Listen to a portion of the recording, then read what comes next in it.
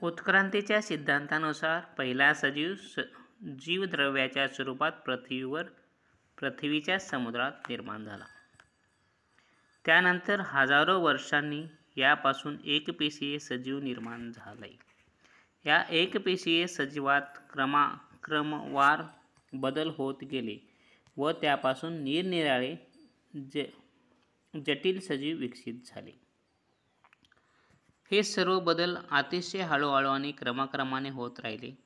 या संपूर्ण कालपट जवळजवळ 300 कोटी वर्षांचा आहे. हजारो वर्षांनी यापासून एकपेशीय सजीव निर्माण झाले. जलद्रव्याच्या पेशीपासून एकपेशीय सजीवात क्रमाक्रमाने बदल होत गेले व त्यापासून निरनिराळे जटिल सजीव विकसित झाले.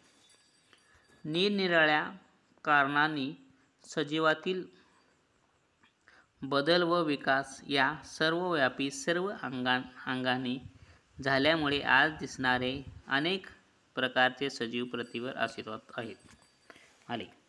यामुळे हे सर्व उत्क्रांती प्रक्रिया क्रमविकासाच्या स्वरूपात झाली. हीच संघटनात्मक उत्क्रांती आहे.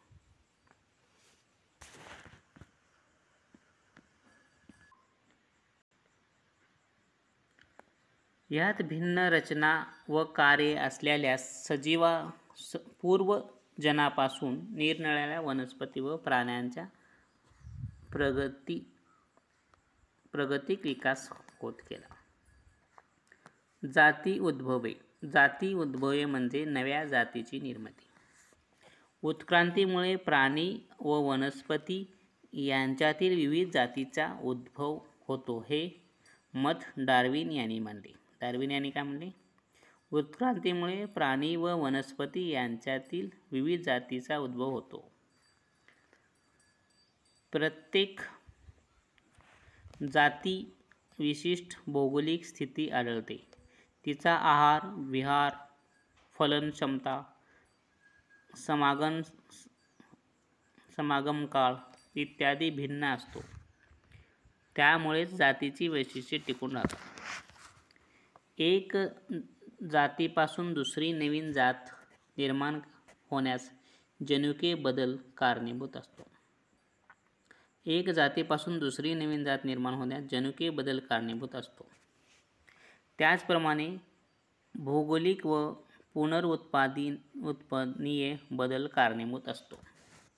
नैसर्गिक फलनाद्वारे फलनक्षम संतती निर्माण करू शकणाऱ्या सजीवांचे गटास जाती असे म्हणतात. जाती म्हणजे काय? नैसर्गिक फलनाद्वारे फलनक्षम संतती निर्माण करू शकणाऱ्या सजीवांच्या गटास जाती असे म्हणतात. त्यामुळे त्या पुनरुत्पादकदृष्ट्या दुसऱ्या जातीपासून अलगीकरण झालेल्या असतात. तसेच सजीवाचे भौगोलिक अलगीकरण देखील होते. त्यामुळे कालांतराने सजीवाबद्दल जाती उद्भव होते. आनुवंशिकता म्हणजे काय? एका पिढीतील जैविक लक्षणे जनुकाद्वारे पुढच्या पिढीत संक्रमित होण्याची प्रक्रिया म्हणजे आनुवंशिकता होय. जैविक लक्षणे जनुकाद्वारे पुढच्या पिढीत संक्रमित. प्रतिलेखन डीएनए वरील न्यूक्लिओटाइड्सच्या क्रमवार रचनेनुसार आरएनए तयार करण्याच्या या प्रक्रियेला प्रतिलेखन असे म्हणतात. डीएनए वरील न्यूक्लिओटाइडच्या क्रमवार रचनेनुसार आरएनए तयार करण्याच्या प्रक्रियेला प्रतिलेखन असे म्हणतात. भाषांतरण एमआरएनए वर जसा कोडॉन असतो त्याला पूरक क्रम असलेला अँटिकोडॉन धारण केलेले टीआरएनए प्रथिने संश्लेषण करण्यासाठी रायबोझोममध्ये आणला जातो. या प्रक्रियेला भाषांतरण असे म्हणतात. भाषांतरण एमआरएनए वर जसा कोडॉन असतो त्याला पूरक क्रम असलेला अँटिकोडॉन धारण केलेला टीआरएनए प्रथिन संश्लेषण करण्यासाठी रायबोझोममध्ये आणला जातो. या क्रियेला भाषांतरण असे म्हणतात. स्थानांतरण mRNAच्या एका टोकाकडून दुसऱ्या टोकाकडे एक ट्रिपलेट कोडांच्या अंतराने रायबोझोम सरकत जातो. या क्रियेस स्थानांतरण असे म्हणतात. स्थानांतरण mRNAच्या एका टोकाकडून दुसऱ्या टोकाकडे एक ट्रिपलेट कोडांच्या अंतराने रायबोझोम सरकत जातो. या क्रियेस स्थानांतरण असे म्हणतात. उत्परिवर्तन जनुकातील एखाद्या न्यूक्लिओटाइडने अचानक आपली जागा बदलल्यावर तो लहानसा बदल घडून येतो. त्या बदलास उत्परिवर्तन असे म्हणतात. उत्परिवर्तन जनुकातील एखाद्या न्यूक्लिओटाइडने अचानक आपली जागा बदलल्यावर जो लहानसा बदल घडून येतो त्यालाच उत्परिवर्तन असे म्हणतात. जाती नैसर्गिक फलनाद्वारे फलक्षम संतती निर्माण करू शकणाऱ्या सजीवाच्या गटास जाती स्पीशीज म्हणतात. नैसर्गिक फलनाद्वारे फलक्षम संतती निर्माण करू शकणाऱ्या जाती असे म्हणतात. पेशीस्थानावरील शोषण. पेशीस्थानावरील शोषण अन्नपदार्थाचे ऑक्सिजनच्या मदतीने अथवा त्याच्या विना ऑक्सिडीकरण होण्याची जी प्रक्रिया पेशीत चालते त्याच प्रक्रियेला पेशीस्तरावरील शोषण असे म्हणतात. ऑक्सिशोषण ऑक्सिजनचा वापर करून सजीवांमध्ये पेशीस्तरावर होणारे शोषण म्हणजे ऑक्सिशोषण.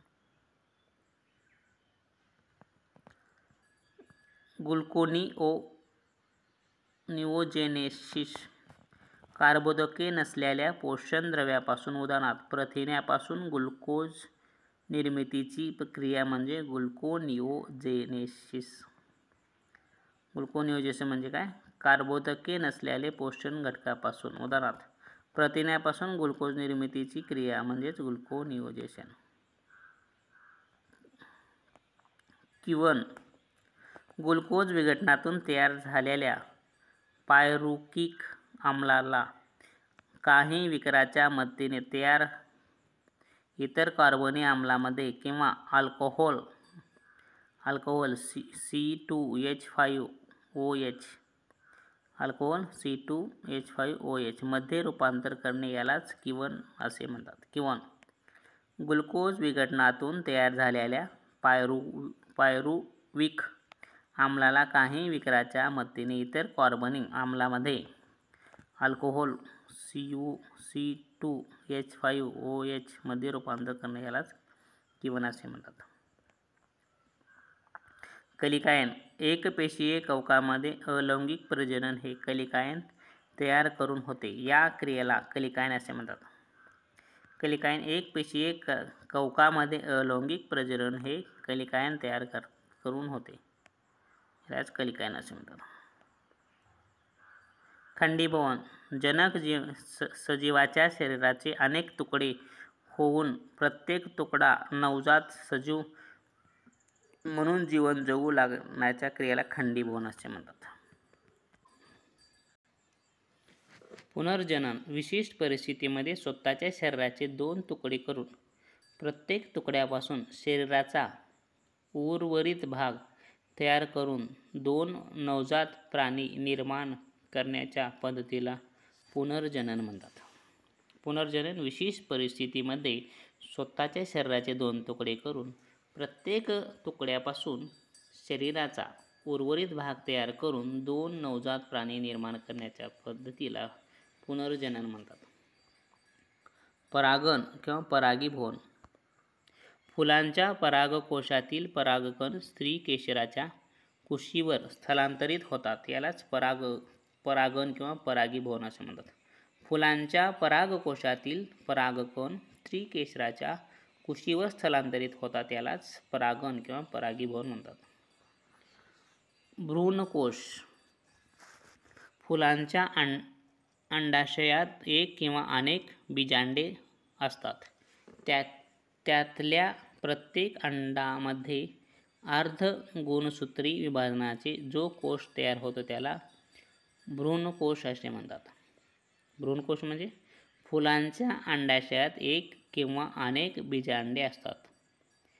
त्यातल्या प्रत्येक बीजांडामध्ये अर्धगुणसूत्री विभाजनाने जे कोश तयार होतात त्यालाच भ्रूणकोश असे म्हणतात. भ्रूणकोश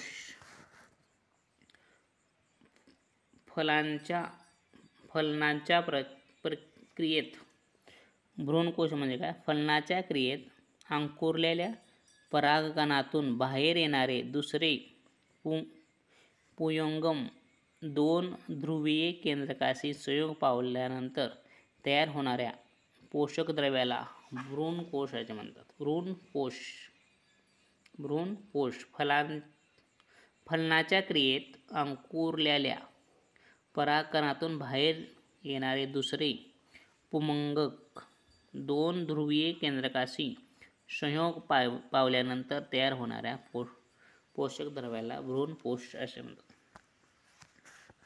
रोगनिवृत्ती स्त्री प्रजनन संस्थेत कार्य वयपरिवर्तित व संप्रेरकाच्या कमी प्रमाणामुळे थांबते त्याला रजोनिवृत्ती असे म्हणतात. रजोनिवृत्ती म्हणजे स्त्री प्रजनन संस्थेचे कार्य वयपरिवर्तित आणि संप्रेरकाच्या कमी प्रमाणामुळे थांबते त्याला काय म्हणते? रजोनिवृत्ती. 11. गर्भाशयातील वाढीच्या काळात भ्रूणास अन्नपुरवठा करण्यासाठी जो अवयव असतो त्यास अपरा असे म्हणतात.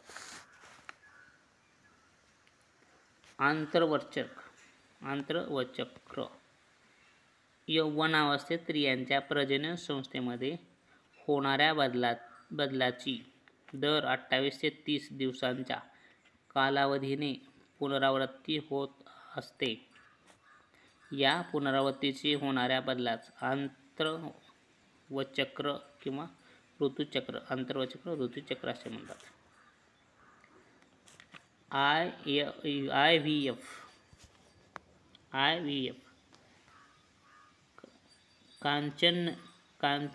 काचनलिकेमध्ये फलन घडवून आणि त्यानंतर तयार केलेल्या भ्रूण योग्य वेळी दाम्पत्यातील स्त्रीच्या गर्भाशयात रोपण करून वाढविणे या तंत्राला IVF म्हणजे इन व्हिट्रो फर्टिलायझेशन किंवा काचननलिकेतील फलन असे म्हणतात.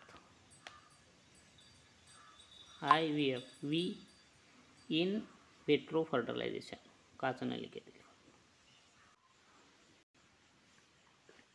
ज्या प्रजातीतील सजीव लवकरच संपूर्णतः विनाश पावतील किंवा हस्तगत होतील अशा प्रजातींना संकटग्रस्त प्रजाती असे म्हणतात.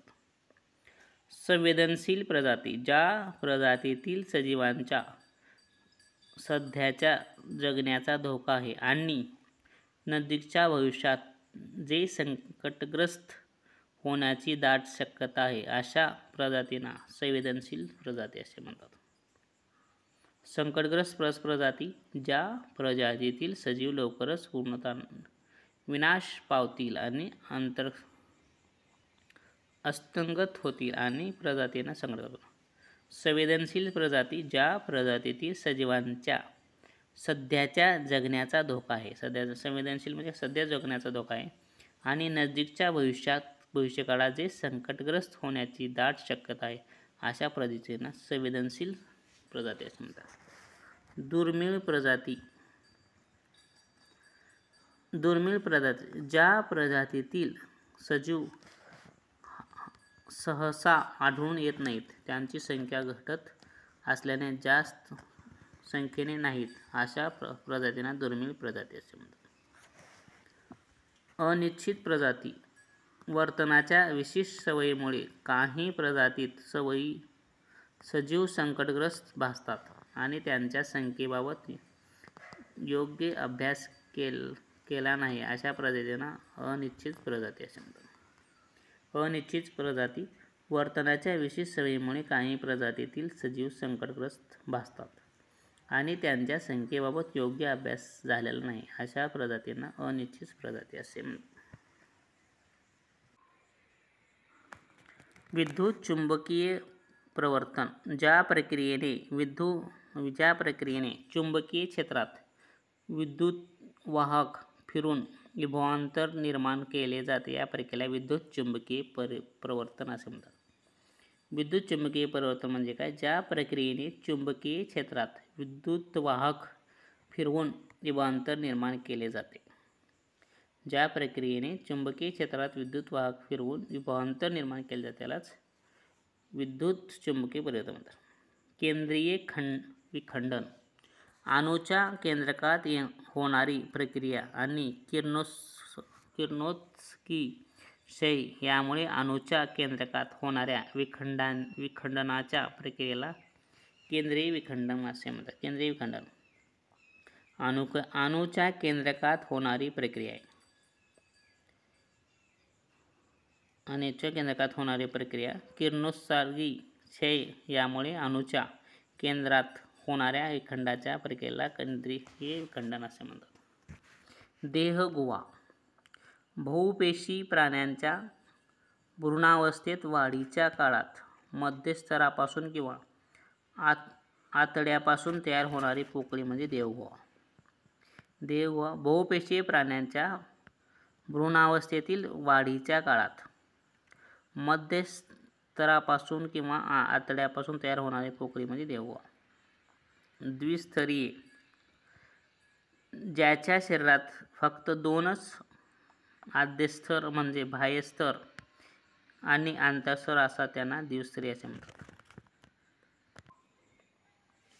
प्रोबायोटिक ज्या अन्नपदार्थात उपकारक सजीवाचा जीवाणूचा समावेश होतो अशा पदार्थांना प्रोबायोटिक असे म्हणतात. प्रोबायोटिक म्हणजे काय? ज्या अन्नपदार्थात उपकारक जीवाणूचा समावेश केला जातो, सजीव जीवाणूचा समावेश केला जातो त्याला प्रोबायोटिक असे म्हणतात. प्रतिजैविक म्हणजे काय? जीवाणूपासून निर्माण होणाऱ्या रोगावर उपचार करण्यासाठी आणि त्या जीवाणूंना नष्ट करण्यासाठी त्याचीच वाढ रोखण्यासाठी जी औषधे वापरली जातात त्याला प्रतिजैविक असे म्हणतात. जैव उपचार ज्या प्रक्रियेत निसर्गात सापडणारे किंवा हेतुपुरस्सर बनवलेले सूक्ष्मजीव प्रदूषकांना बिमोड करण्यासाठी वापरले जातात, जेणेकरून प्रदूषित प्रदेशाची सफाई होईल, अशा प्रक्रियांना जैव उपचार असे म्हणतात. जैव उपचार म्हणजे काय? ज्या प्रक्रियेत निसर्गात सापडणारे किंवा हेतुपुरस्सर बनवलेले सूक्ष्मजीव प्रदूषकांचा बिमोड करण्यासाठी वापरले जाणारे, जेणेकरून प्रदूषित प्रदेशाची सफाई होईल, अशा प्रकारचे जैव उपचारक होय. मूलपेशी म्हणजे काय? मूलपेशी या अविभेद आणि प्राथमिक स्वरूपाच्या स्वतःची पुनरावृत्ती करण्याची क्षमता आणि बहुविध असलेल्या पालकपेशी असतात.